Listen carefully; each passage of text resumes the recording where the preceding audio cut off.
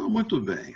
A peça começa de frente, a primeira peça da trilogia, a Agamenon, começa de frente do Palácio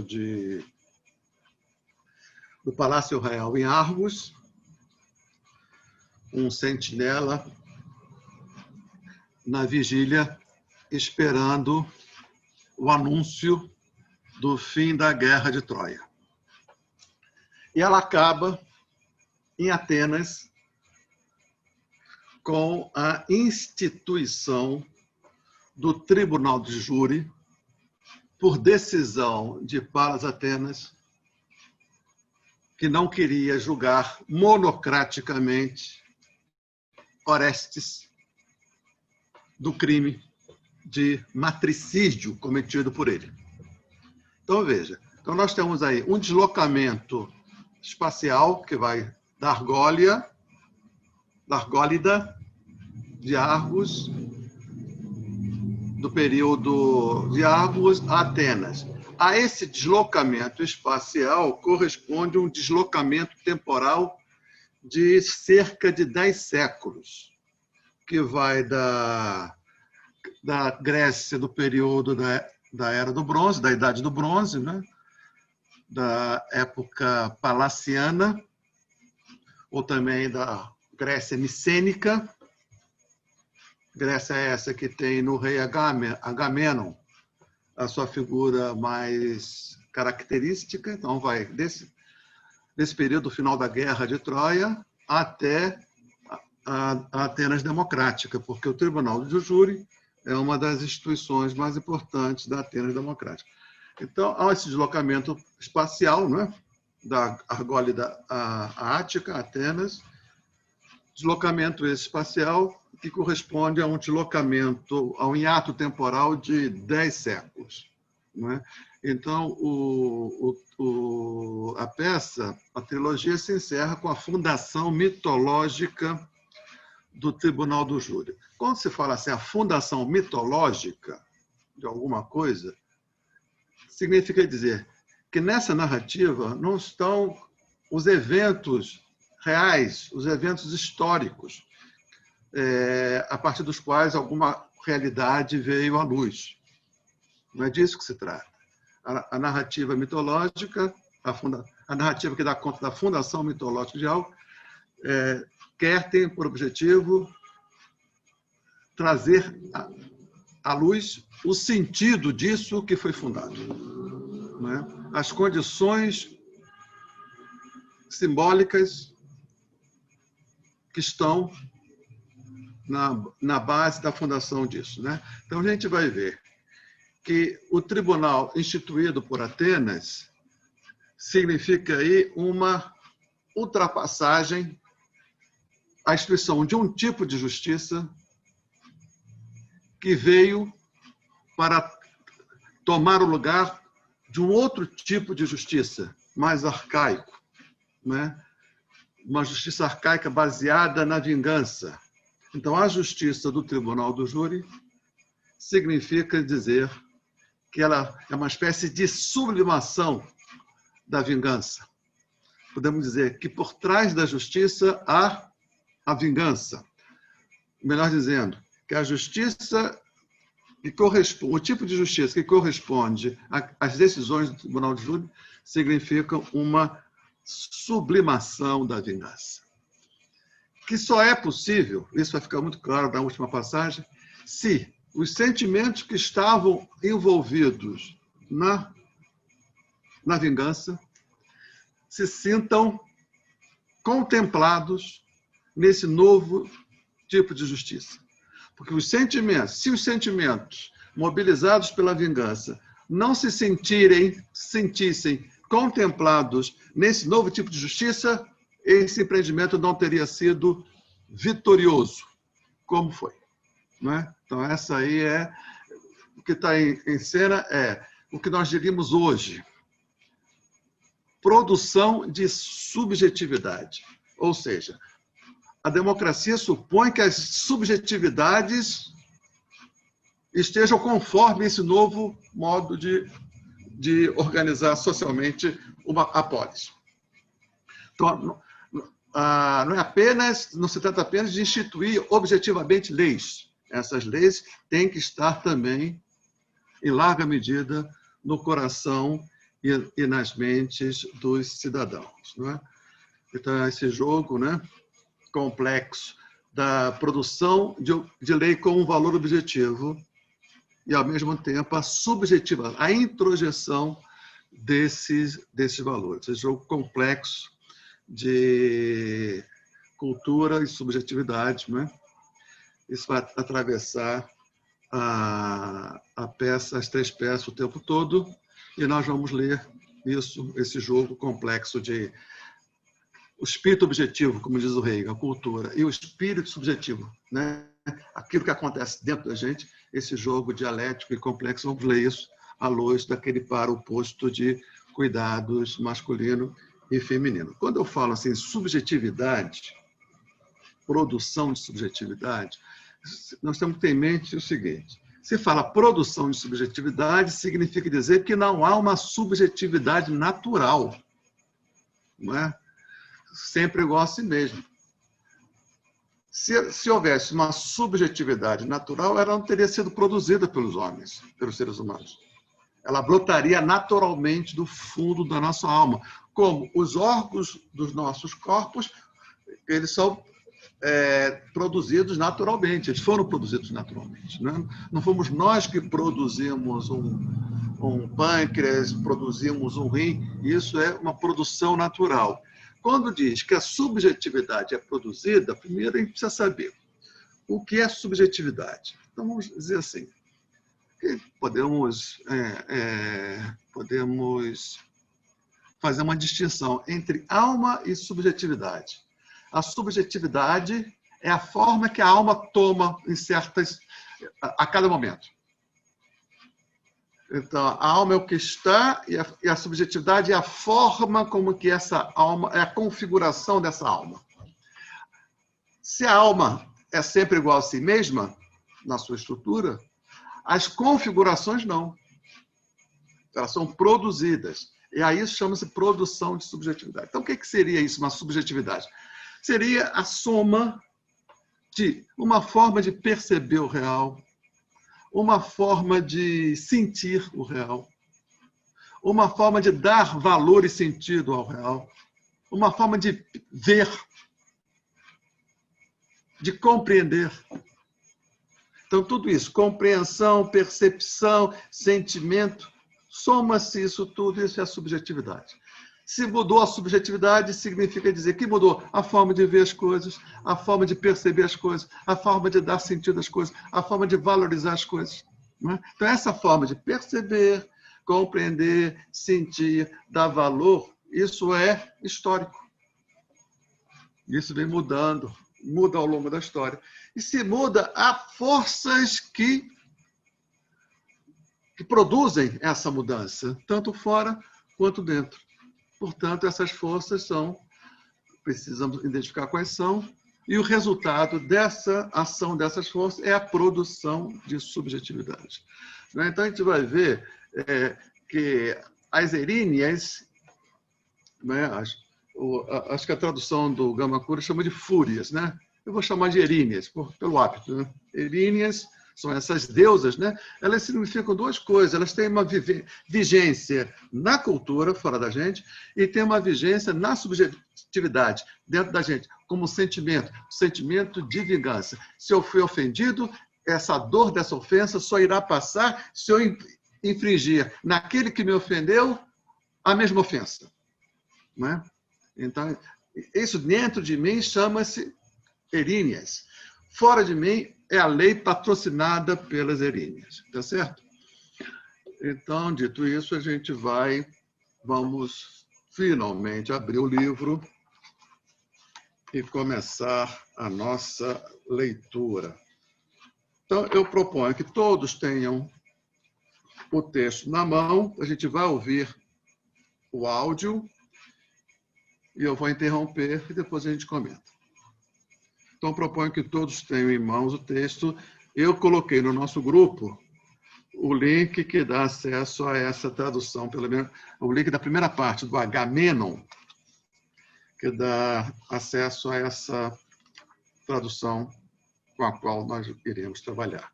Então, vou acionar aqui, se tudo der certo, o áudio e vamos dar início. 1. Prólogo, versos 1:49. Cenário, espaço em frente ao palácio de Agamenon e Argos, com um altar no centro, dedicado a Zeus, e vários altares de outras divindades nos lados. Em um terraço elevado, está a sentinela. É noite. Essa descrição já nos fornece muitos elementos. Então, como é que está esse cenário? O cenário é na frente, no pátio, à frente do Palácio Real, não é? Palácio de Agamenon e de Clitemnestra. Agamenon partiu como comandante das tropas gregas contra Esparta para vingar, redimir o seu irmão Menelau, marido de Helena, da ofensa praticada pelo príncipe troiano Paris, filho de Príamo, rei de Troia. E foram 10 anos de guerra. E durante 10 anos se pôs um sentinela, numa certa altura, na espera do sinal luminoso que indicaria o fim da guerra. Então, havia uma espécie assim, de Wi-Fi. Era uma cadeia de achortes, de faróis luminosos, que seriam acionados. Então, teria um próximo de Troia, que, ao terminar a guerra, ele acenderia o seu farol, e o seguinte, vendo o farol aceso, acenderia o seu, e o anterior a esse, vendo o farol aceso, acenderia o seu, até chegar a Argos. Então, é esse sinal luminoso que esse sentinela está à espera, né? Então, na descrição, então, essa sentinela agora vai descrever o seu estado de ânimo, nessa espera que já dura 10 anos, e nessa descrição do estado de ânimo desse sentinela em vigília, o patos que atravessa, boa parte do patos que atravessa a peça vai estar expresso. Então, vamos à fala do sentinela. Nela, aqui no alto do palácio dos Atridas, aos deuses todos peço, há muitos longos anos, que me liberem da vigília cansativa. Firmado em meu dobrado braço, sempre atento, igual a cão fiel, de tanto olhar o céu, noite após noite. Agora sei reconhecer a multidão inumerável das estrelas, senhoras lúcidas do firmamento etéreo, indicadoras dos infernos e verões, em seu constante giro pela imensidão. Espreito, a todo instante, o fogo sinaleiro que nos dará notícias da queda de Troia. São ordens da mulher de ânimo viril, rainha nossa, pertinaz na esperança. Essa rainha nossa são ordens da mulher de ânimo viril, rainha nossa, persistente na esperança. Então, essa rainha nossa, persistente na esperança, essa mulher de ânimo viril é Clitemnestra. Persistente na esperança. Esperança de quê? Porque Clitemnestra já é, e acredito que não só ela, mas toda a comunidade, já são sabedoras do que aconteceu já na partida da frota grega. Já na partida, não. Nos momentos iniciais da frota grega no mar, quando uma calmaria foi interpretada pelo adivinho, né, que compõe a frota, o adivinho Calcas. Essa calmaria foi interpretada como uma exigência da deusa Ártemis, depois a gente vai ver por quê, uma exigência de que, para a frota seguir em frente, para que voltasse os ventos, fosse sacrificada uma virgem, e Agamenon, como chefe da comitiva, da expedição, coube a ele sacrificar a sua própria filha que estava a bordo, Efigênia. Então, Clitemnestra já sabe disso. A comunidade já sabe disso, que Agamenon sacrificou Efigênia, filha de Agamenon e de Clitemnestra, a princesa de Argos, foi sacrificada. Então, quando ele diz assim, uma mulher de ânimo viril, esse ânimo viril é próprio, não é, de uma mulher. Significa dizer que ela está determinada a uma ação. E ela persiste na esperança de que, não está dito, mas está insinuado nesse clima de tensão, na esperança de que Agamenon volte e ela possa consumar a vingança que o direito antigo lhe exige, matar quem derramou o sangue dela. Né? O argumento, um dos argumentos centrais de Clitemnestra é dizer o seguinte: eu, ao matar Agamenon, a Clitemnestra está na obrigação, está sob o jugo do dever moral de vingar o seu sangue. Agamenon derramou o sangue de Clitemnestra. Então, ela está sobre essa lei antiquíssima, de que o próprio sangue tem que ser vingado, porque isso há um modo de vingar o sangue, de redimir esse sangue que cai sobre a terra. É derramar o sangue ou de quem derramou o sangue, ou dos seus, ou de alguém dos seus. Porque caso não isso aconteça, esse sangue derramado, ele permanece amaldiçoando a terra. Então, a vingança significa como redenção do sangue derramado. E para derramar este sangue, só o sangue do derramador, do assassino, ou de um dos seus, ou de um que tem o sangue do assassino. Caso contrário, repito, aquele sangue derramado, sem essa reparação que só a vingança é capaz de dar, esse sangue permaneceria como se fosse um cadáver permanecendo insepulto, esse sangue permaneceria amaldiçoando a terra onde jorrou. Não é? Então, a Clitemnestra vai dizer: eu matei Agamenon, eu não matei o meu próprio sangue. Então, melhor dizendo, antes disso, nessa moral do sangue derramado, o pior crime que você pode cometer é derramar o próprio sangue. Porque na lei que diz, um sangue derramado tem que ser redimido, senão ele continua amaldiçoando, ele permanece amaldiçoando. Para cessar essa maldição, só um sangue do assassino. Então, nesta lógica, o pior crime é derramar o seu próprio sangue. Porque derramar o seu próprio sangue não pode ser redimido com o sangue do assassino, que significa derramar o próprio sangue. Então, o pior crime nesta lei antiga da vingança é derramar o próprio sangue. Então, Clitemnestra diz: Agamenon derramou o próprio sangue. Eu, ao matar Agamenon, redimo o sangue da minha filha, por obrigação moral, mas não derramei o meu próprio sangue, porque Agamenon não é do meu sangue. Então, esta é a lógica que impera na ação de Clitemnestra, né? Então, quando ele diz assim, a rainha, na sua persistente esperança, de fazer justiça. Vamos seguir em frente.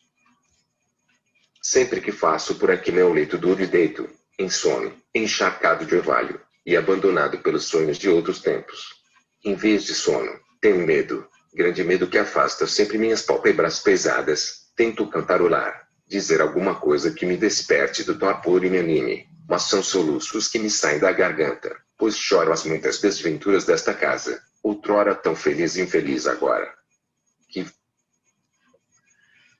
Olha só, de que ele tem medo? Ele tem medo porque ele sabe que o regresso de Agamenon se significa um alívio dos argivos, dos aqueus, pelo fim da guerra, significa para Argos o início de uma outra guerra, de uma guerra intestina, de uma guerra doméstica, né? Que vai fazer com que essa casa, ele chama a Casa dos Atreus, né? Não, essa casa, que é a Casa dos Atreus, outrora feliz, tão infeliz agora. Por que agora? Porque ele sabe que Clitemnestra não tem outra opção senão a de vingar o sangue derramado de sua filha, e ao fazer isso desencadeia de novo uma sequência de vinganças, né? Por isso que essa casa tão outrora tão feliz é tão infeliz agora. E o medo vem daí. Venha logo protelado o termo de minhas incontáveis atuais fadigas, com a mensagem luminosa tão tardia. Silêncio. A sentinela permanece atenta. Subitamente aparece ao longe uma luz, tênue a princípio e depois mais forte. A sentinela ergue-se e fala com emoção. É o sinal. É o sinal. Eu mesmo vejo. Eis a noturna luz que mudará, de certo, a treva em dia claro. Logo vamos ter em Argos muitas danças e sonoros cantos. Falo alto e forte para que me ouça bem a esposa de Agamenon, em seu próprio leito, e faça envoar pelo palácio todo um grito antissonante de contentamento, se a verdadeira revelação das chamas. E finalmente Troia forte foi vencida. Muito bem. Ele recebeu o tão esperado sinal. A guerra foi vencida, acabou com a vitória dos aqueus, dos gregos, né? Aqueus é como Homero chama os gregos. Essa palavra grega, Grécia, gregos, é uma palavra latina. Não era assim que os gregos chamavam a si mesmos, né? Eles se chamavam de helenos, filhos de Heleno, e chamavam aquela região de Hélade. Assim, Helena é a mais bela mulher em toda Hélade. Então, Hélade, não é? Essa região, eles são helenos. A língua é helênica. No grego moderno, contemporâneo, em grego é helênica, língua helênica, língua grega, não é? Então, o Homero chama essa nação de argivos ou de aqueus. Então, o sinal anuncia o fim da guerra de Troia com a vitória dos argivos, dos aqueus. O tão esperado fim de uma guerra e o início de, mais uma vez, na maldição que pesa sobre os Atridas. Não vou falar da maldição dos Atridas, eu deixei um texto para vocês, né, que conta essa história, né, que é sempre uma luta fratricida e, não raro, se oferece um dos contendores a carne dos filhos do outro contendor como banquete. Portanto, não é pouca coisa a maldição que recai sobre os Atridas, né? Seguindo em frente. Começarei a festa com a minha dança. A sorte de meus anos é também a minha, e a mensagem dessa chama tão distante é o lance mais feliz de toda a minha vida. Volte o senhor deste palácio são e salvo, e possa eu, a mão bem-vinda, estreitar-lhe. Quanto ao demais, silêncio. Esse quanto ao demais silêncio é porque todos sabem que, na ausência do rei Agamenon, Clitemnestra fez de Egisto, primo do Agamenon, filho de Tiestes, seu amante. Então, o primo de Agamenon, Tiestes, não, o primo de Agamenon, Egisto, filho de Tiestes. Então, Agamenon, filho de Atreu, Egisto, filho de Tiestes, 2 irmãos, 2 primos. Atreu e Tiestes, e aí que você tem início a maldição dos Atrídas, disputaram o trono de Argos, trono esse que agora é de Agamenon. E nessa disputa, Atreu fez um banquete em homenagem a Tiestes, patrocinou um banquete em homenagem a Tiestes, pretensamente para reconciliar ele com o irmão, para patrocinar uma reconciliação entre os irmãos. E nesse banquete, Atreu deu a Tiestes como refeição carne dos corpos dos filhos de Tiestes. Tiestes foi obrigado ao exílio. No exílio, ele tem esse filho, Egisto. Esse Egisto vinga o pai Tiestes, matando Atreu. Então, Egisto, no palácio de Argos, traz a memória dessas ofensas antigas. E ele se alia a Clitemnestra como um procedimento também de vingança dele e do pai dele e dos descendentes do pai dele, uma vingança contra Atreu, que significa uma vingança contra Agamenon. Tudo aí sob o império da lei antiga, a lei da vingança. Então, quando ele diz assim, o sentinela, volte, senhor, desse palácio são e salvo, e possa eu logo estreitar-lhe a mão bem-vinda. Quanto ao demais, silêncio. O demais é isso. É que ele sabe, que todos sabem, ou todos suspeitam, que Clitemnestra e Egisto, tornados amantes, é o prenúncio de uma vingança que necessariamente se abaterá sobre Agamenon. Um peso muito grande prende minha língua, mas a sua própria casa, se possuísse voz, revelaria fatos conhecidíssimos por muitos dos argivos. Os que já sabem, haverão de entender-me, não saberão os outros. Quando quero, esqueço. Então, há uma tensão que atravessa Argos, dividida pelo desejo do fim da guerra, pelo desejo do retorno do seu rei, mas também todos, ou boa parte, sabe que esse retorno não será mais do que o início de uma nova onda de tragédias que se abate sobre os Atrídas devido à maldição que recai sobre a casa de Atreu. Essa mistura de sentimentos contraditórios, não é? Pelo fim da guerra, pelo retorno do rei, mas, ao mesmo tempo, sabendo que esse retorno irá dar início a uma nova leva de tragédias, essa mistura de sentimentos contraditórios está bem expressa, a meu ver, nessa fala da sentinela, que é o prólogo da peça, né?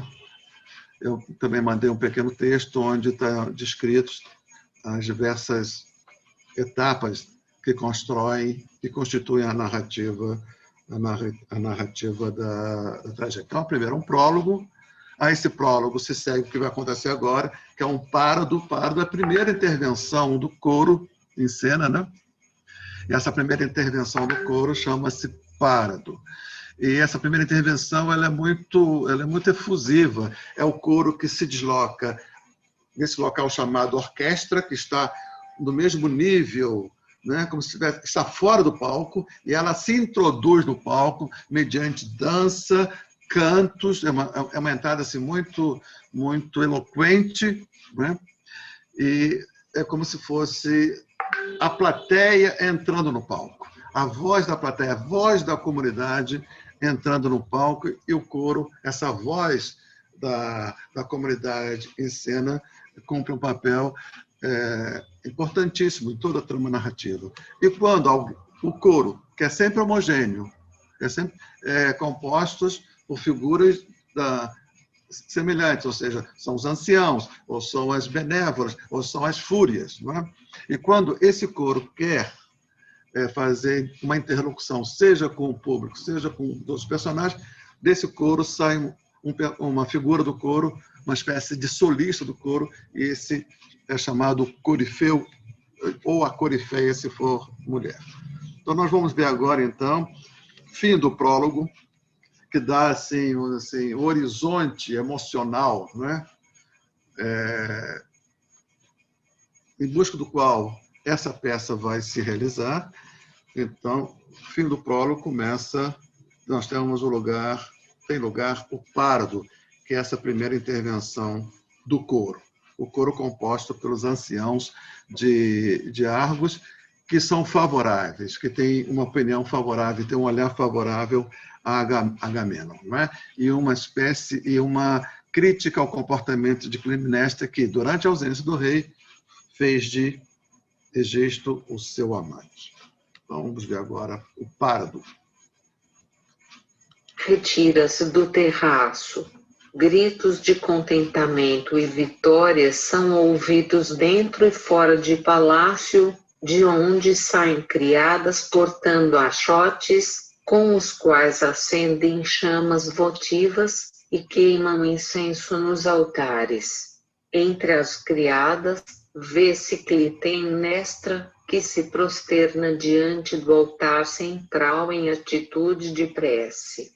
Entram em cena, vindos da outra extremidade do palco, os anciãos componentes do coro, encaminhando-se para a frente do palácio. Aqui ficou comido, surge os dias, né? Então, sentinela durante a noite. E essas primeiras movimentações do dia, Clitemnestra sai do palácio junto com criadas e se prosterna diante do altar central em atitude de prece. Então, Clitemnestra já sabe do fim da guerra, já sabe da chegada iminente de Agamenon. E essas preces que ela celebra no altar central são preces dirigidas aos deuses, para que ela obtenha sucesso nessa missão que recai sobre ela, que é a missão de vingar a filha, o sangue derramado, o seu próprio sangue derramado na figura da filha. Veja que o Clitemnestra não faz por... Os personagens aqui, ele não... Isso é típico do teatro esquiliano. Eles não agem por vontade própria, eles não agem per se. Eles agem em função de um mandamento que os atravessa. Seja Clitemnestra, seja Eletra, seja Orestes. Eles são como que obrigados à exceção por um dever, um irrecorrível dever moral. Então, essa prece que ela faz, talvez seja uma prece que evoque os deuses para que lhe venham em ajuda para que ela possa cumprir com êxito a missão que a lei antiga lhe exige. Né? Agora vai entrar o coro, que é esse personagem central aí do teatro esquiliano. Então, nós vimos o prólogo dos versos 1 a 49. Agora a gente vai para o Pardo, que é a primeira aparição do coro em cena, dos versos 50 a 303. Vamos lá.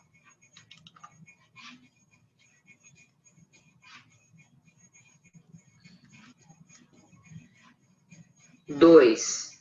Párodo, versos 50 a 303. Coro. Partiram há 10 anos desta terra, mandando em 1000 navios belicosos, e tripulados todos por argivos, apoio marcial de seus anseios, rei Menelau, que odiava Príamo, e seu valente irmão, rei Agamenon, atridas fortes e destemerosos, 2 tronos e 2 cetros, dons de Zeus. Um grito de batalha aterrador repercutiu nos céus, vindo de peitos amargurados pela ira justa, como a das águias donas das alturas, que, em solitário, negro desespero ao verem mortos seus filhotes frágeis, batem os ares com as asas amplas, chorando os monstros vê-los com o ninho, que ao voltar, acharam destruído.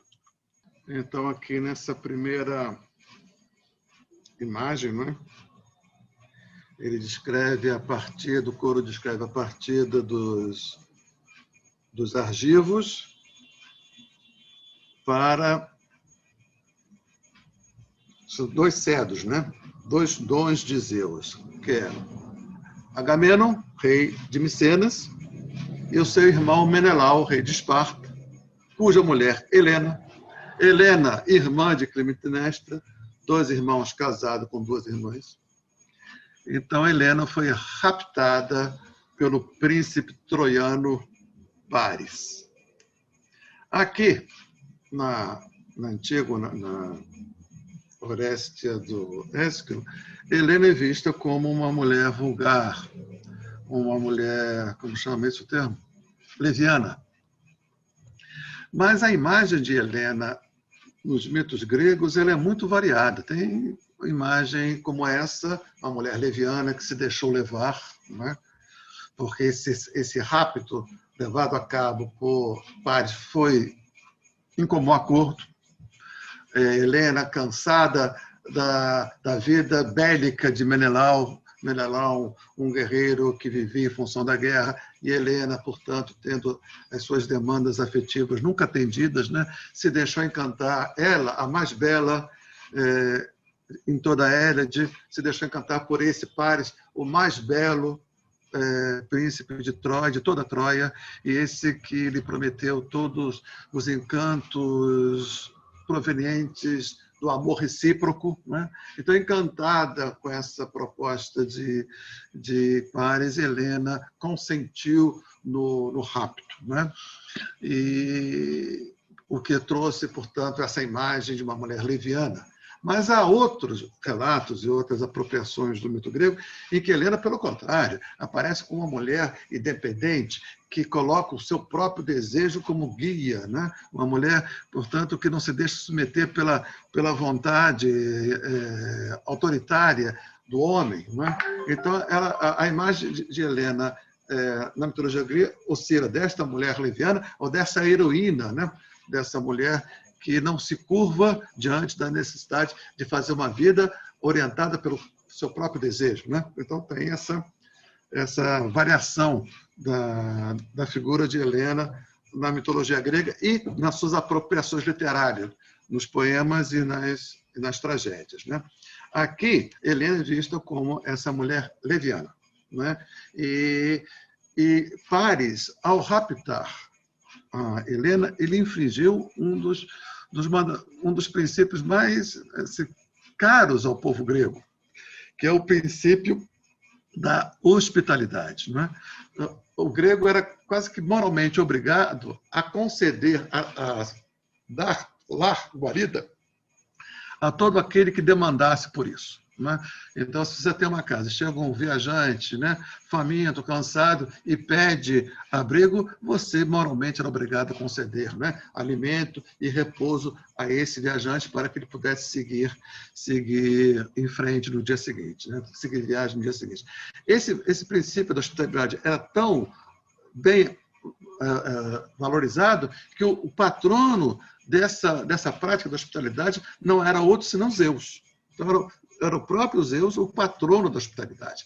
Então, quando Paris fere esse princípio da hospitalidade, porque ele traiu, Paris foi recebido por Agamenon no palácio, como um hóspede, né? Como um embaixador de Troia em Esparta.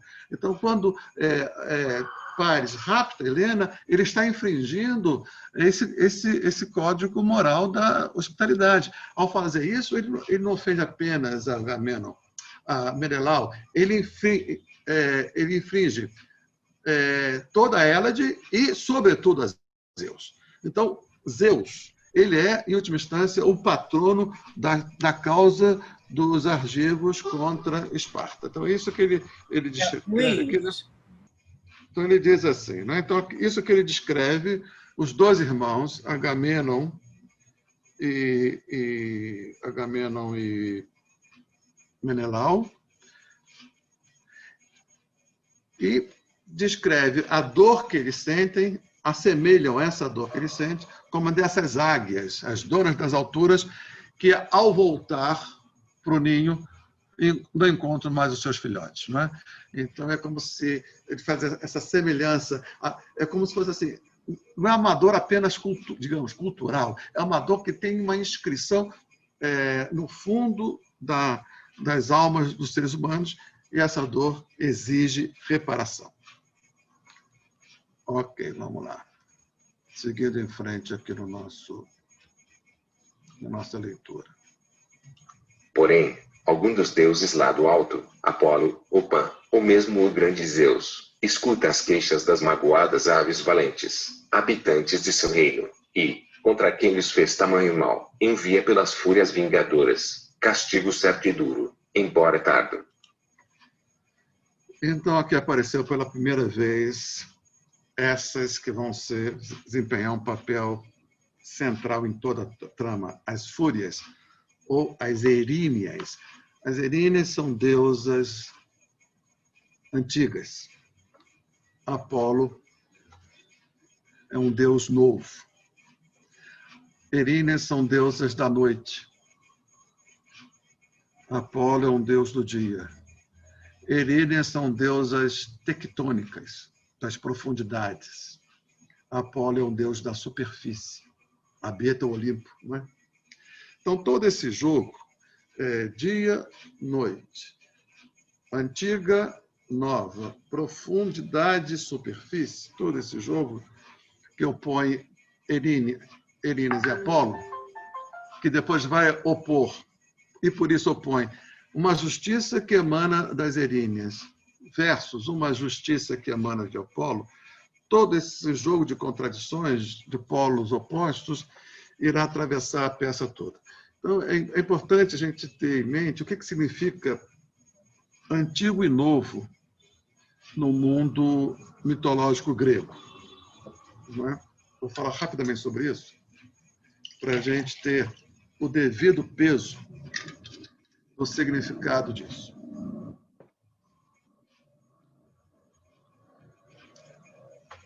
Aí vamos ter que remontar a teogonia grega, que é uma cosmogonia. A cosmogonia grega é uma teogonia. A teogonia grega é uma cosmogonia. O que é cosmogonia? Origem do mundo. O que é uma teogonia? Origem dos deuses. Então, o que eu disse? A origem dos deuses é a origem do mundo. A origem do mundo se confunde com a origem dos deuses. Algo totalmente diferente da cosmogonia judaico-cristã. A cosmogonia judaico-cristã não é uma teogonia, porque Deus não tem história. Deus não tem origem, o Deus judaico-cristão. Então, no mundo, na visão de mundo judaico-cristã, o mundo tem uma origem e um desenvolvimento. Deus não. Ele é sempre igual a si. Ele é sempre eterno. Seja indo nessa direção, seja indo nesta direção. O que tem origem e desenvolvimento é o mundo. E Deus, fora do mundo, na eternidade, fora do tempo, ele comanda a origem e o desenvolvimento do mundo. Mas nunca se confunde com o mundo. Essa é a visão judaico-cristã com a qual nós estamos habituados a lidar. Na visão grega, não. Os deuses e o mundo são uma mesma realidade. Portanto, a origem do mundo é a origem dos deuses. E a origem dos deuses é a origem do mundo. Ou, dito de outra forma, a origem do mundo, ou seja, todas as suas etapas constitutivas, é contada como uma sucessão de deuses, a sucessão das gerações de deuses. Então, cada etapa do mundo, até chegar a este mundo no qual nós habitamos, e veja, nós, seres humanos, habitamos a superfície do mundo, a superfície, ou seja, o estado final, porque a superfície testemunha o estado final. Nós habitamos aí, e não só nós habitamos aí, nós e os deuses da última geração, os deuses olímpicos, que habitam o Monte Olímpio. Portanto, esses deuses, os últimos, são deuses da superfície. E nós somos seres da superfície. Nós habitamos a crosta, nós não habitamos as profundidades da Terra. Né? E esses deuses só estão aí porque outras gerações vieram antes deles. Então, veja, nessa imagem, nessa concepção de uma teogonia, que é uma cosmogonia, uma geração sempre cede lugar à outra. Os seus filhos, o filho da primeira geração, domina o mundo na condição de conter os pais. Então, os pais, primeira geração, produzem a segunda. Essa segunda só vai significar um salto de qualidade na organização do cosmos se contiver a geração anterior. Porque, senão, a geração anterior fica sempre o quê? Replicando a si mesma. Portanto, não haveria evolução. Portanto, a geração seguinte, ela é devedora da geração anterior, porque ela só está... porque a geração anterior esteve e a produziu, mas ela tem uma missão histórica a cumprir, que é proporcionar um salto de qualidade na organização da complexidade do mundo, que só é possível se ela fizer duas coisas. Contiver a geração anterior, para que a geração anterior não continue produzindo a si mesma, que seria produzir sempre o mesmo, ela tem que conter a geração anterior para produzir a diferença e consolidar essa diferença. Então, a geração segunda contém a primeira, por quê? Porque ela precisa da base da geração anterior. Porque sem a geração anterior, ela ficaria suspensa no vácuo. Então, a geração segunda, acho que fica fácil entender se a gente pensar assim nessas camadas geológicas. A camada geológica anterior só pode existir se ela tiver como base a camada geológica anterior que sustenta a existência da camada geológica posterior, que são os deuses da geração seguinte. E assim vai. Não é? Cada geração posterior dos deuses só existem porque os deuses anteriores cumpriram a sua missão de conter a geração anterior, de produzir uma diferença, consolidar essa diferença, nessa complexidade do real se formando, e engendrar a geração seguinte, que tem que cumprir a sua missão também, que só pode cumprir essa missão, que é aumentar a diversidade do real, né, dar um salto de qualidade na coesão e na diferenciação, se fizer o quê? Duas coisas: conter a geração anterior e produzir a diferença própria que só a sua geração pode produzir. Não é? Então, veja, nós estamos agora no último estágio, no estágio da arte. Mas veja, cada geração não pode, isso é importantíssimo ressaltar, ela não pode duas coisas: se submeter à geração anterior, senão ela implicaria na ausência de salto de qualidade. 2, não pode matar a geração anterior, porque os deuses são imortais. Eles não são eternos, mas são imortais. Não é? Então, veja, cada geração, de certa maneira, tem que conviver com as gerações anteriores contidas, mas não destruídas, recalcadas, mas não destruídas. E sabemos todos, depois do Freud, que a força que foi recalcada, ela sempre retorna. O famoso retorno do recalcado do Freud, né? Porque não foi eliminado. Muito bem. Então, assim, mas há sempre Então, Zeus, a geração dos Zeus, Zeus e os seus irmãos e seus filhos, que são os responsáveis pela gestão da superfície, e é na superfície que brota a vida. A vida é esse fenômeno da superfície, a vida não está no interior, não é? Que são os gerentes dessa situação, há sempre a suspeita de que pode vir uma próxima geração.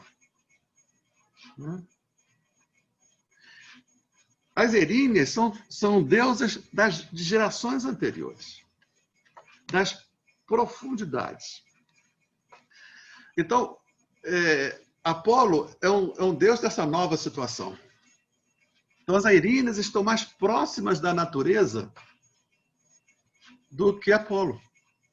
Apolo, o modo do cuidado apolíneo, eu falei isso, né? É um modo atravessado pelo pacto das distâncias. O modo do cuidado patrocinado pelas Eríneas é o modo patrocinado pelo pacto da proximidade. Não é? Então, muito bem. Então, ele aparece aqui.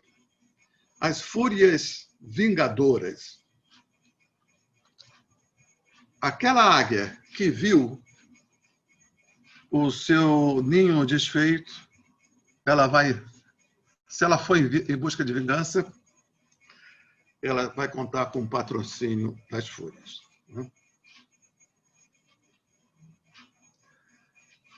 Ok, vamos seguir em frente.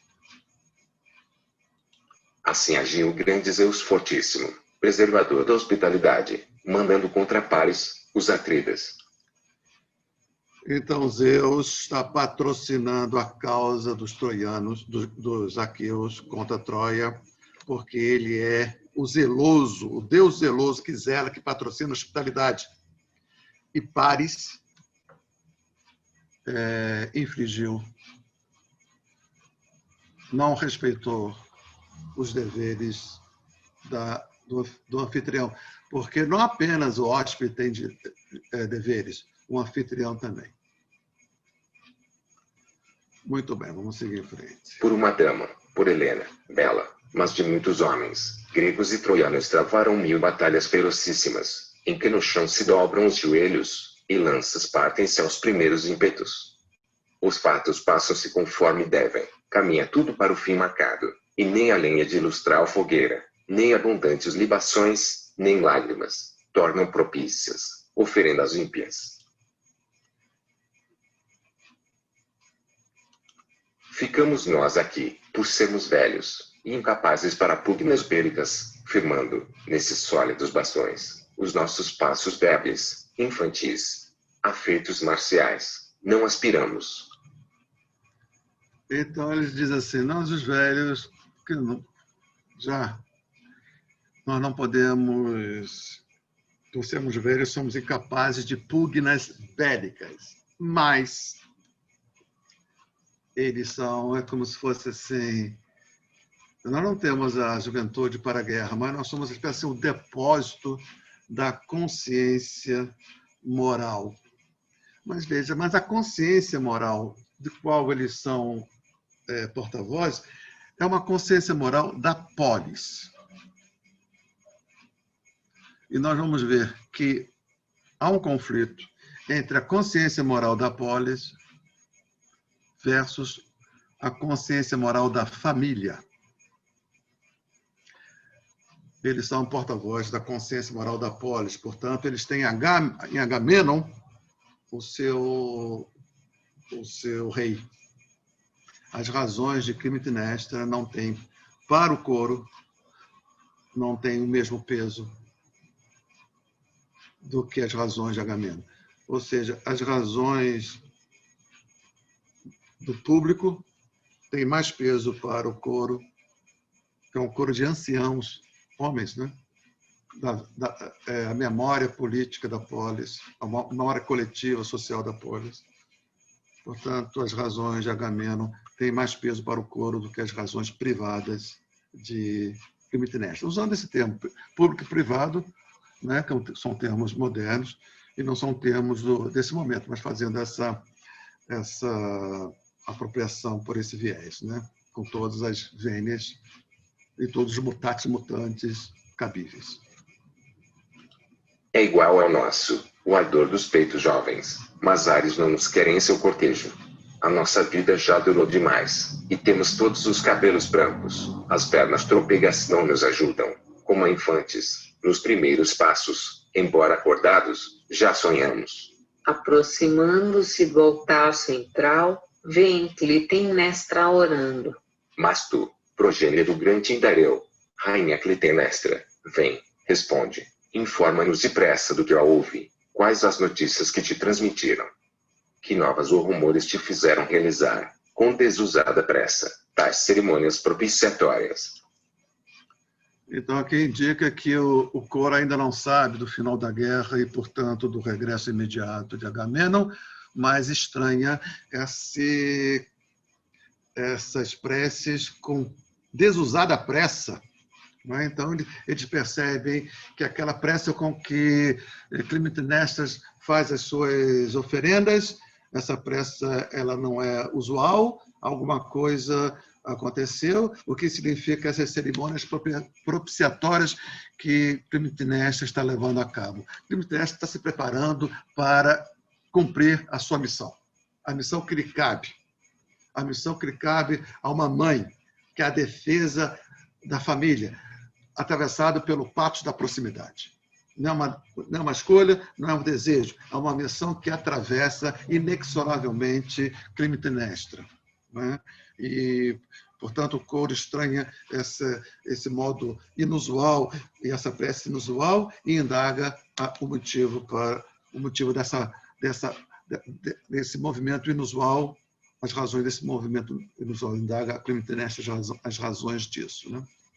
Os deuses do alto e os das profundezas, os lumes dos santuários e das ruas, ostentam todos os altares cheios de inumeráveis, ricas oferendas. Então, quer dizer, a Clitemnestra, ela produziu, né? Todos os deuses do alto e das profundezas, todos os altares, todos os templos, ela colocou flores, ela fez libações, ela patrocinou sacrifícios, né? Portanto, algo de muito importante está por acontecer. E o coro indaga Clitemnestra as razões disso tudo.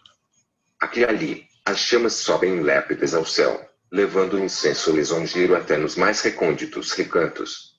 Explica-nos, então, qual o motivo de tanto movimento inesperado. Transmite o que é lícito saber, desfaze as dúvidas de nossa mente atônita, que desespera às vezes se alvoroça de esperança, que as chamas dos altares iluminam, ao dissipar a dúvida letal destruidora do ânimo mais forte.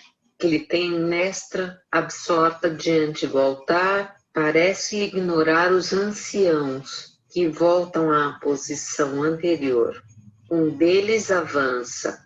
Falar ainda posso. Ainda lembro o dia da partida, e julgo ver de novo o alegre augúrio de triunfo que se mostrou aos bravos combatentes. As divindades deixam-nos intacto ao menos uma força na velhice. O dom dos doces cantos convincentes. Mais musical. Os dois valentes reis aqueus, de mente unânime, levaram para Troia a gente grega portando as lanças ansiosas por vingança, tocados por presságio favorável.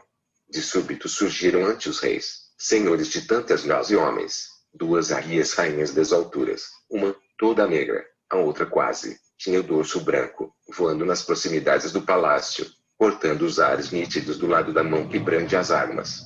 Ambas atacavam, terríveis, ávidas, pejada a lepre.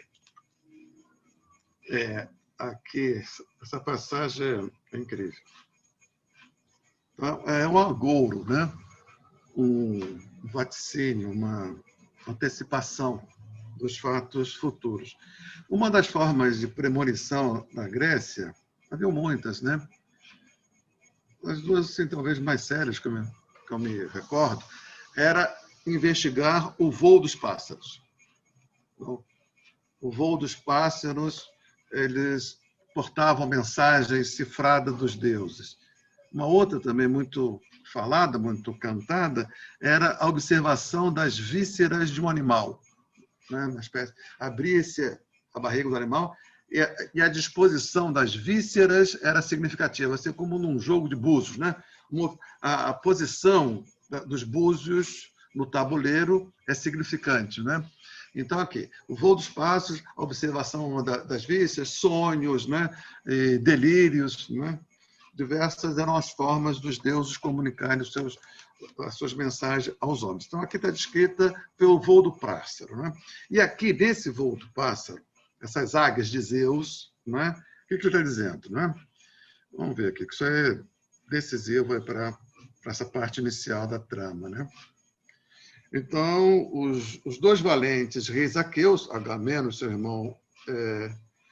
irmão Menelau, de mente unânime, eles estão de acordo com a necessidade de vingar a ofensa impedida, a ofensa feita pelos troianos aos aqueus, né? Então, levar até Troia gente grega, etc., e essa unidade do mundo grego contra a Troia, em função disso. Agora, diante dos reis, reunidos na porta do castelo para dar início à expedição, duas águias, rainha das alturas, uma toda negra, uma quase negra, voando nas proximidades do palácio, cortando os ares nítidos, ambas atacam, terríveis, ávidas, pejada, lebre.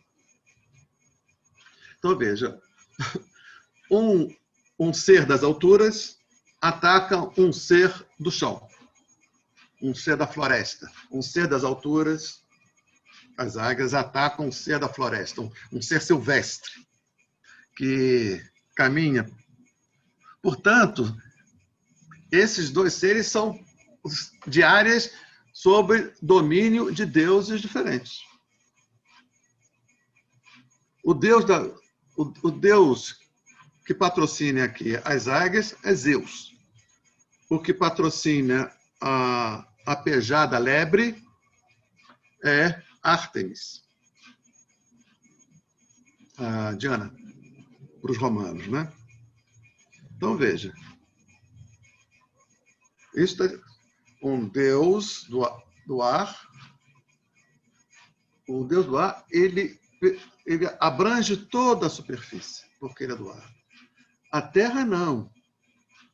A terra aqui é distinta da terra ali. Então, o deus do ar, Zeus, ele distingue toda a realidade. Ele tem uma visão assim, digamos, política geral das coisas, sendo que a deusa Ártemis só tem as visões capazes, proporcionadas pelo recanto no qual ela se encontra. Podemos dizer, então, que é uma deusa do privado. E Zeus do público, digamos assim, fazendo essas aproximações, né, com todas as vênias e todos os mutatis mutandis cabíveis, né? Então, muito bem. Então, ele descreve essas duas águias perseguindo essa pejada lebre. E vamos ver o que ele diz em seguida. A vítima desesperada contorcia-se na luta por fugir daquelas garras, da morte próxima, que logo acabaria com as carreiras céleres. Contudo, mas foi em vão. As duas arrias devoraram-na, e aos filhos ainda ocultos em seu ventre. A lebre estava prenha. Então, as duas águias devoraram a lebre prenha, impedindo não só o segmento da vida desta lebre, mas a existência da vida que ela trazia como possibilidade em seu ventre. Essa é uma ofensa a Diana, a Ártemis, porque ela é zeladora dessa vida silvestre. Então, é como se tivesse, assim, no âmbito da própria natureza, essa contradição, né? Animais de um registro do real atacando animais de um outro registro do real. O real é composto por esses diversos registros, mas cada registro tem o seu próprio dinamismo e tem o seu próprio interesse. e que, para esse interesse seguir sendo o interesse, muitas das vezes entra em contradição com os interesses localizados em outro registro. E se são registros do real distintos, esses registros reais distintos são patrocinados por deuses distintos. Então, evidentemente que aqui tem uma analogia, a lebre com Clitemnestra e a águia com Agamenon, com os reis.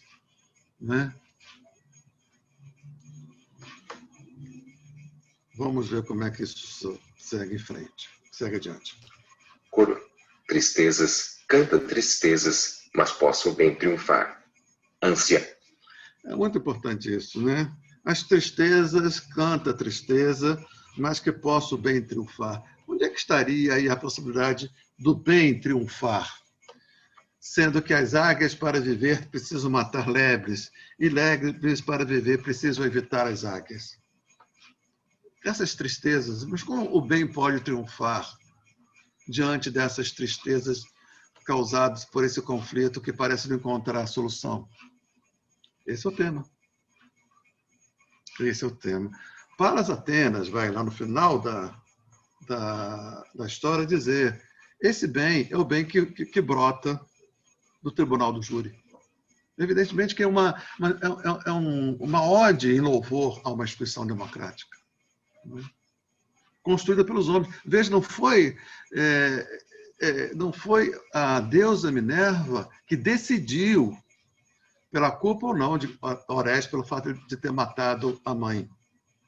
Ela delegou ao público, à polis, a decisão. O que ela faz é instituir o tribunal do júri, mas ela não opera no interior do tribunal do júri. Ela acabou operando no voto de Minerva, né? Porque deu empate. Então, talvez nós podemos dizer assim: tristezas, canta tristeza, e posso bem triunfar. Onde está esse bem? É como se dissesse: esse bem ele está em disputa. Esse bem precisa ser construído. Esse bem só pode ser obra humana.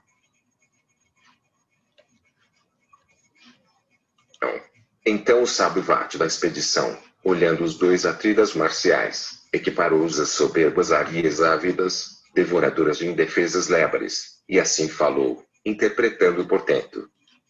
Então, na expedição, havia um adivinho, claro, né? Fazia parte de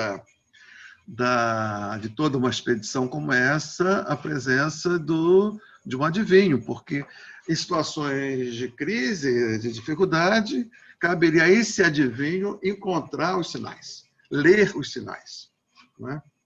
É como se fosse assim, o que significa isso? Né? É que diante de um impasse, cuja resolução não brota pela evidência das coisas, né? Que precisa assim, um requerimento, um investimento maior para descobrir qual seria a saída daqueles impasses. Então, precisa lançar-se mão de uma espécie de uma sabedoria, né? De uma sabedoria que atravessa os indivíduos, uma sabedoria acumulada em um certo lugar, né? Que não é de acesso imediato. Não? Portanto, essa sabedoria, cujo acesso não é imediato, precisa desse intermediário que faça chegar aos homens esse saber que está em algum lugar incerto e insabido. Não é? Esse lugar é os deuses. A sabedoria é proveniente dos deuses. E esse que faz essa intermediação é como está dito aqui, é o adivinho. Né? E esse adivinho, nessa expedição, é o Calcas. Então, ele viu esse incidente aparentemente banal de duas aves atacarem e devorarem uma lebre prenha. Ele viu aí um presságio. Né? Esse presságio vai ser dito agora, em seguida.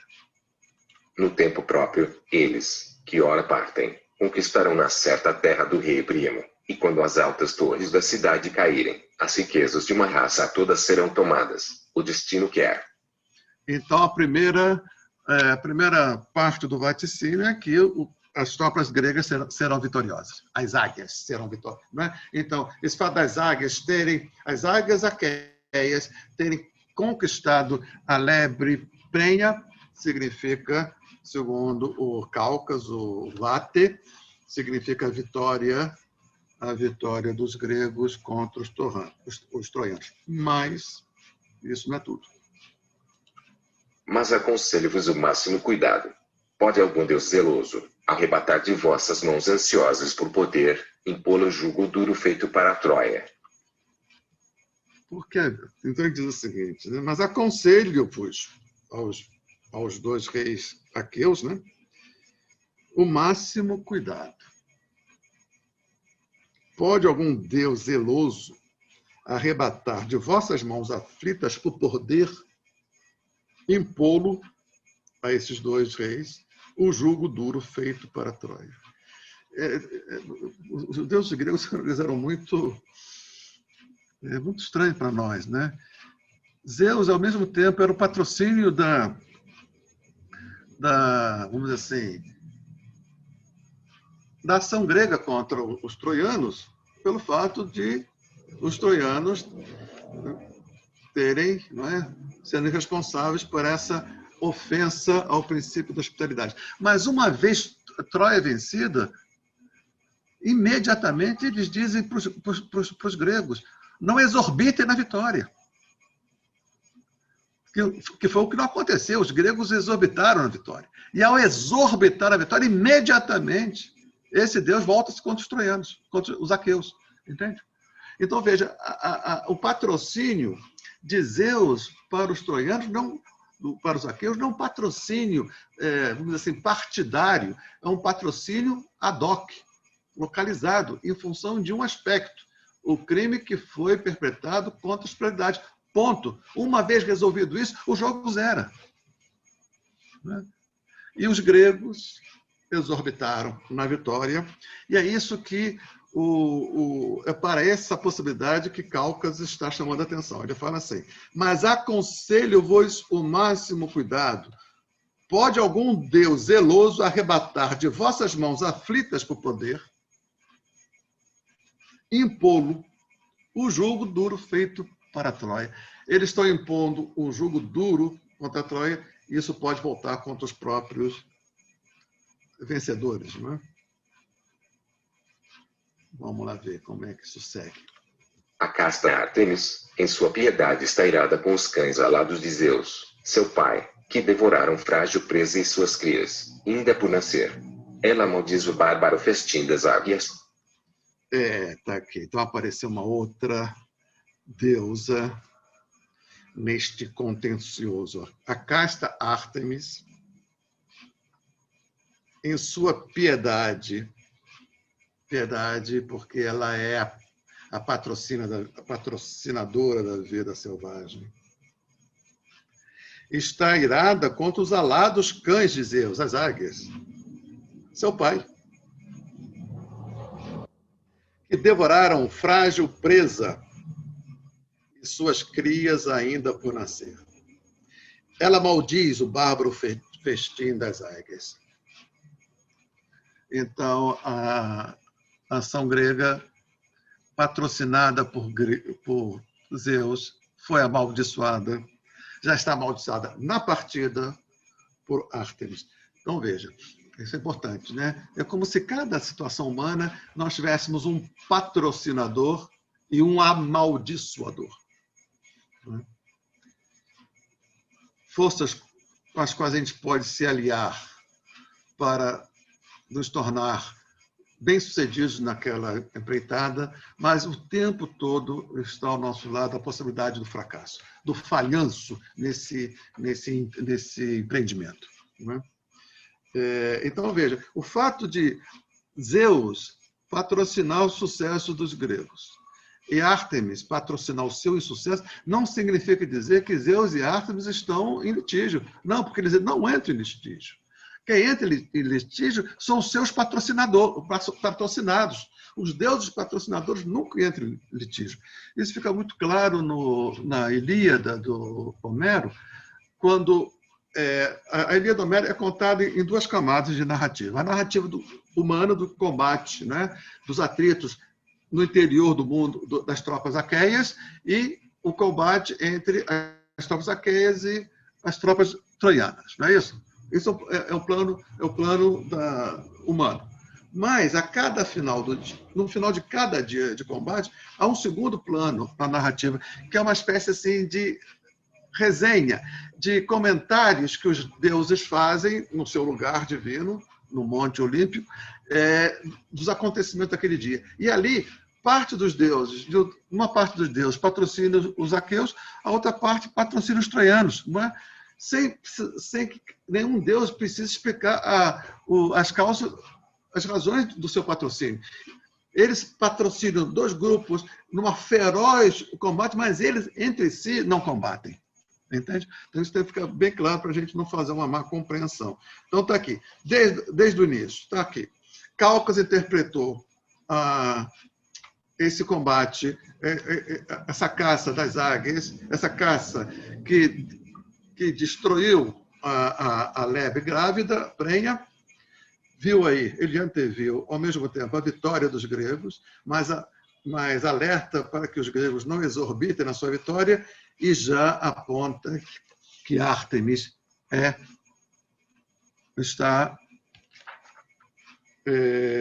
maldiz os gregos porque maldisse os cães alados de Zeus que devoraram a criatura que estava sob a sua guarda. Então está aí, né?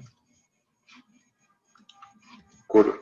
Tristezas, canta tristezas, mas posso bem triunfar. Ancião. Mas basta de falar, é quanto me permite de... Olha só, vou voltar aqui no negócio do bem, né?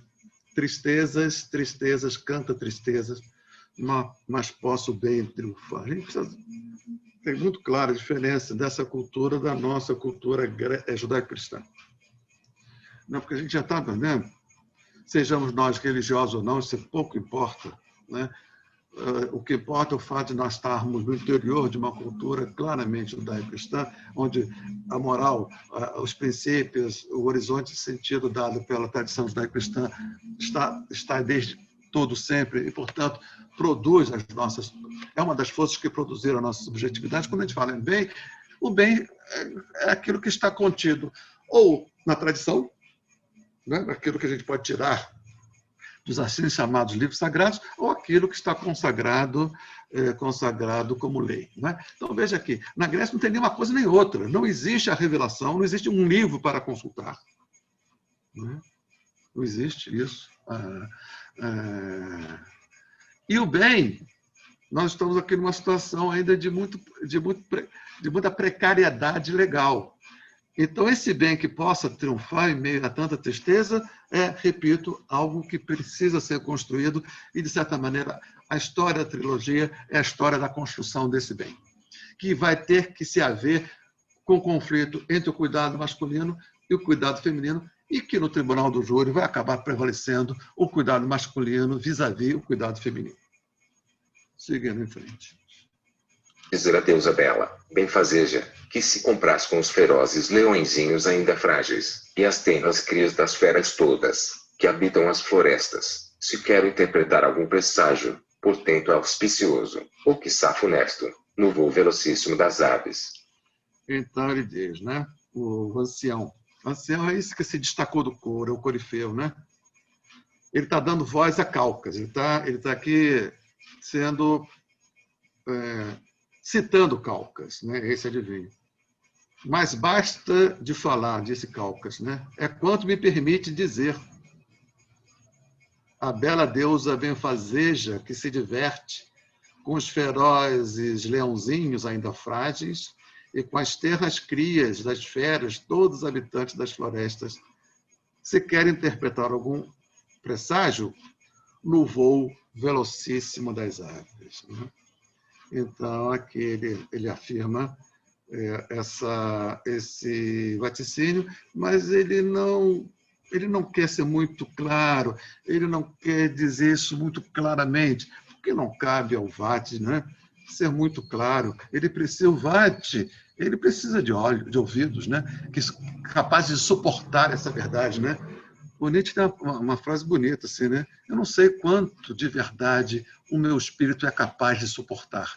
É como se ele diz assim, basta de falar, porque eu não sei quanto de verdade os vossos espíritos é capaz de suportar a partida de uma guerra. Né? Eles estão no início, eles estão no início de uma expedição, e talvez esses espíritos guerreiros e belicosos não fossem capazes de suportar toda a verdade contida nisso que o Vati está vaticinando. Me perdoe o pleonasmo. Seguindo em frente. Invoco Apolo e peço a sua intercessão. Não prenda Ártemis, as naves gregas com ventos fortes insuflados contra elas, impondo mais um sacrifício ímpio, adverso às leis, cerceador da alegria, artífice de lutas em família, amargo fim da reverência conjugal. Ele está pedindo aqui, ele está invocando Apolo, né? Eu acho que é a primeira vez que aparece, outro deus que vai desempenhar um papel central. Então ele pede a intercessão de Apolo para que Ártemis não prenda as naves gregas com ventos fortes suflados contra elas. Então ele previu que Ártemis vai, no seu ímpeto de vingar a lebre, não é? De vingar esse registro do real que foi destruído por um outro registro do real, patrocinado por Apolo. Então, ele pede, Apolo, não permita que Ártemis faça com que os ventos sejam contrários à direção que quer seguir as tropas gregas, né? Impondo mais um ímpio sacrifício. Que ímpio sacrifício é esse? Né? Ele já está antecipando que é o sacrifício de Ifigênia. Adverso à lei. Que lei? Você não pode derramar um sangue, sobretudo o seu próprio sangue. E incompatível com o júbilo. Esse sacrifício é incompatível com a alegria das tropas que estão indo para a guerra. E esse sacrifício é artífice de lutas em família. Ele está prevendo que o fato de Agamenon ter sacrificado a sua própria filha vai impor a Clitemnestra sacrificar o próprio marido. Que é o quê? O amargo fim da reverência conjugal. Então, quando Clitemnestra mata o seu próprio marido, ela está pondo um fim amargo à reverência conjugal. Então, o Vati, ele antecipa todo o desenrolar dramático dos fatos que vai advir da intervenção de Ártemis ao paralisar os barcos gregos.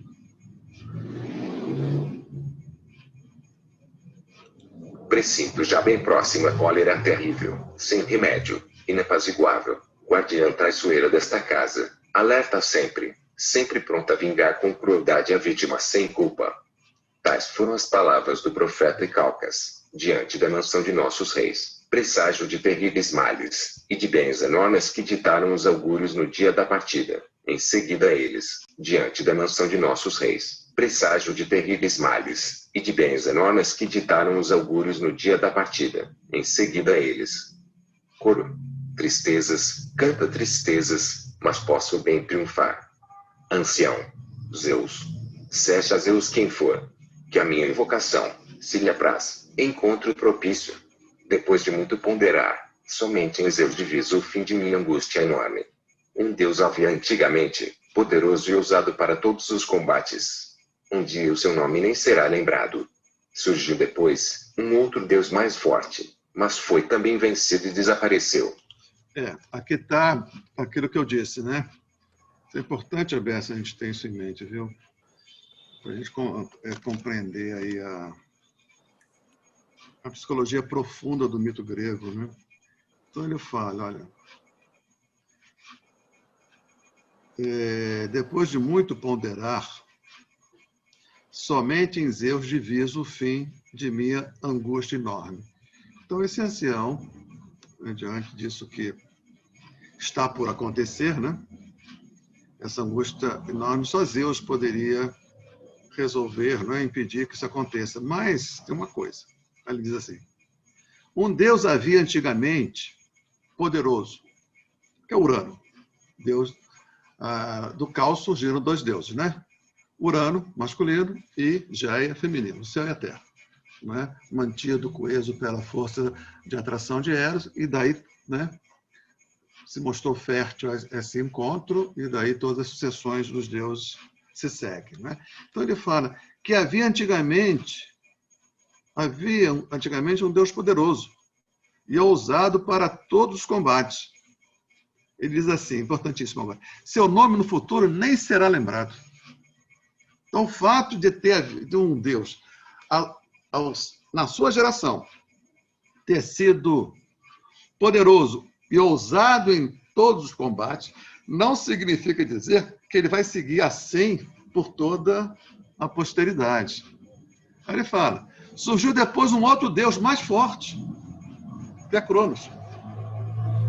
Então, Urano foi, de certa maneira, destronado pelo um Deus seguinte, Cronos. Mas também esse Deus, Cronos, foi vencido por Zeus.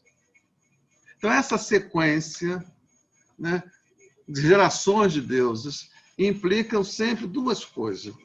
Repetir, um ganho de diversidade mantida a coesão e uma tarefa de que essa nova geração cumpra a sua missão de acrescentar ao real aquilo que só essa geração pode se acrescentar, mas às custas de conter a geração anterior, que é contida, mas nunca destruída. Portanto, de certa maneira, os deuses das novas gerações têm que, em alguma medida, se haver permanentemente com os deuses das gerações anteriores. E nenhum deus, até então, teve o seu prestígio assegurado como um prestígio eterno.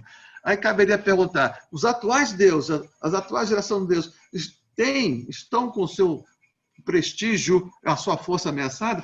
Quais são essas forças novas que podem colocar em ameaça os atuais deuses? Né? Isso aí é o que subjaz, né, nessa mitologia, que é, repito, ao mesmo tempo, uma cosmogonia que é também uma teogonia. A história do mundo é uma história dos deuses e tudo indica que essa história ainda não acabou. Totalmente diferente da cosmogonia judaico-cristã, que Deus deu por encerrada a sua obra. Então, ele vê que está completa a sua obra. Agora só tem uma história. A história da construção do mundo está encerrada. Agora só tem uma outra história em curso, que é a história humana, mas sempre num cenário desde sempre já dado. Aqui não. Como a cosmogonia é uma teogonia, isso ainda pode estar em processo. Né? Havia um Deus muito poderoso que talvez no futuro sequer venha a ser lembrado. Houve depois um outro Deus mais forte, mas também foi vencido. Aí diz assim, agora os homens que convictamente veem no grande Zeus o vencedor final, desfrutam do conceito de mais sábios, pois Zeus, sem dúvida, foi quem levou os homens pelos caminhos da sabedoria e decretou a regra para sempre certa. Isso ainda não foi lido, vai ser lido. O sofrimento é a melhor medida, é a melhor lição. Eu acho que daí vem a medida como limite, como autoconsciência, né? A gente vai ver isso ao longo do tempo. Vamos seguir aqui, então, vamos seguir dando voz ao ancião.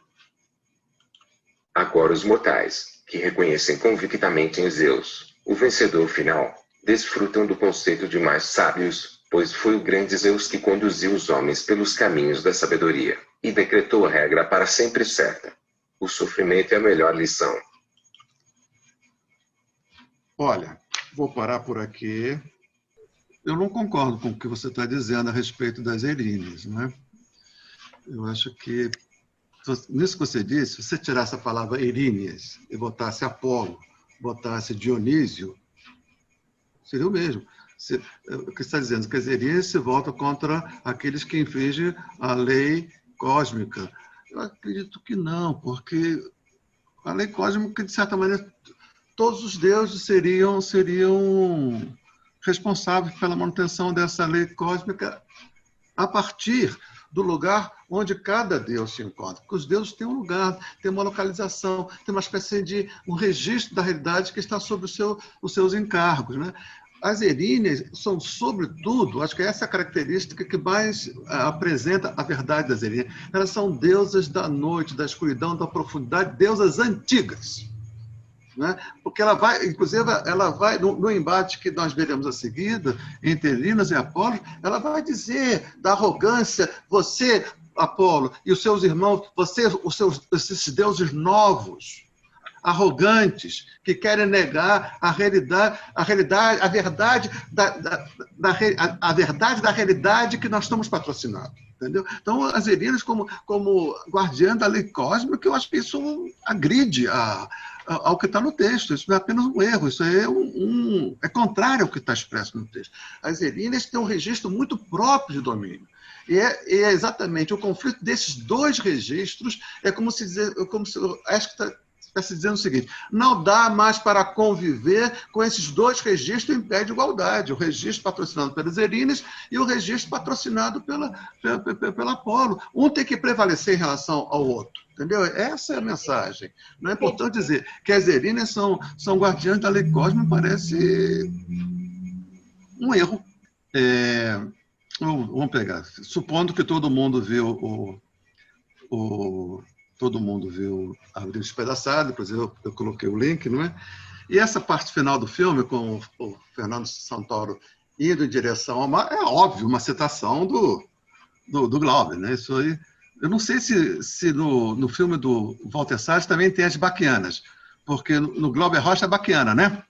Que a trilha sonora desse momento, do vaqueiro desesperado, o sertão vai virar mar, e o mar vai virar sertão, depois entra as baquianas, as cantilenas, a cantilena da baquiana número 5 do Vila Lobos, talvez seja uma das músicas que mais fundo cala na alma brasileira. Então, evidentemente, é uma citação, né?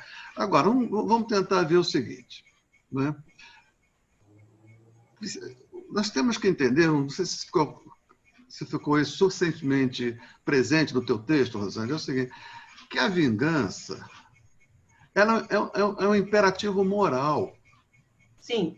Do qual você não pode escapar. Isso. Por quê? Porque aquele sangue que não foi vingado, ele vai continuar, é como se fosse um corpo insepulto, ele vai continuar vivo na sua desgraça de assassinato. Entende? Então, não é uma escolha. Então, você diz assim, a lei de Talião, dente por dente, isso não consagra o drama humano ali presente. E vou dizer mais, presente em todos nós. A cada ofensa que nós sofremos, real ou imaginária, isso se recoloca. Entendeu? Essa dimensão, porque ela nunca, por ser uma questão arquetípica, ela nunca abandona o fundo da nossa alma. Então, a cada ofensa, e como é que eu vou lidar com isso? Porque há alguma coisa em mim que diz o seguinte, a dor dessa ofensa só vai passar quando você ofender a quem te ofendeu. Não é?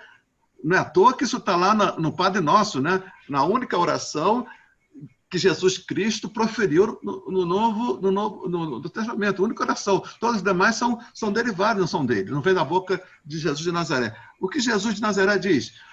Perdoa a minha ofensa assim como eu tenho perdoado a quem me tem ofendido. É uma tentativa de sair deste lugar, que é o lugar de onde sempre nós partimos.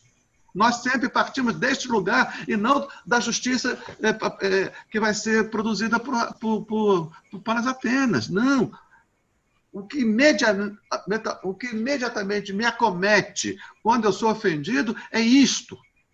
É o ímpeto da vingança.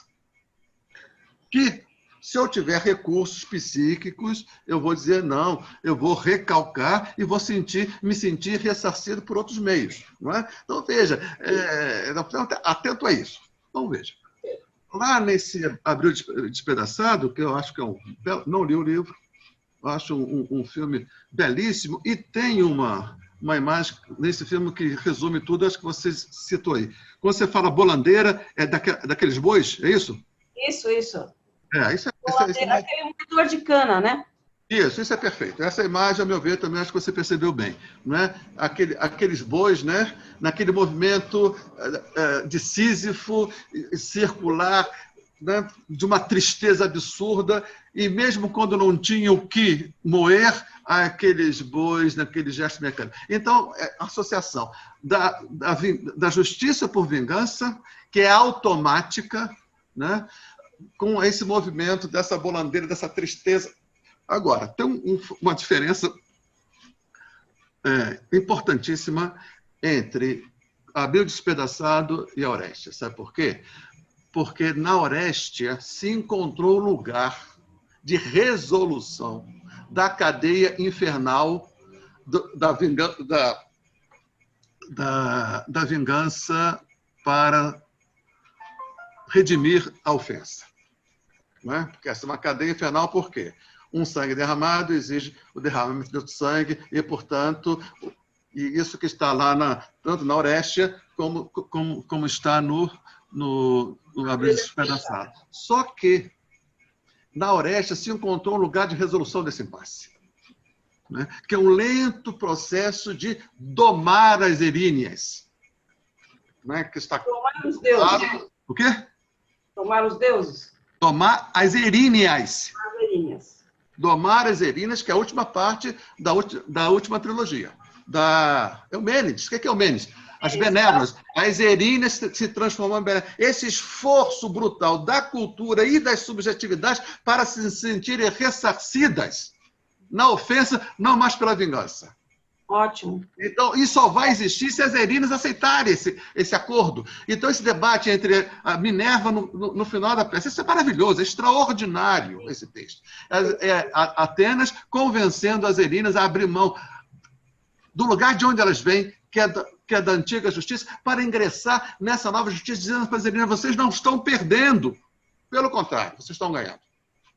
Entendeu? Então, veja, no Abílio Despedaçado, o personagem do Fernando Santoro, ele não tinha um lugar de resolução para isso. O lugar de resolução para isso só foi possível a fuga. Então, mas no caso... Só um minutinho. E essa solução como fuga foi... Essa porta de resolução pela fuga lhe foi aberta pelo afeto despertado nele pela essa menina. Isso? Então, é o amor. Ou seja, eu vou perder o meu amor se eu seguir nessa cadeia louca. Não cadeia louca porque não é esse o termo aplicado. Então, ele foge do conflito. E ele foge do conflito como o vaqueiro fugiu. Né? Porque no filme do Glauber Rocha também não há solução. Porque o Antônio das Mortes, ele mata o cangaceiro para libertar o povo de uma ilusão. Mas ele próprio diz: eu não sou a solução. Entende? Sendo que, no texto do Ésquilo, há uma solução, uma ação coletiva, né, política representada pela democracia ateniense. Porque na Grécia Antiga as mulheres não tinham espaço. Né? Até o coro fala assim: mas por que a gente vai acreditar numa mulher? Não acredita em mulher porque ela não conta a verdade. O coro até remete a isso. Terminando. Rosângela, me permite um comentário. Eu acho que não podemos fazer esse tipo de leitura. Sabe por quê?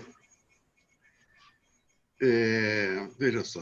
Quando o coro diz assim: mas é uma mulher, o que significa dizer isso?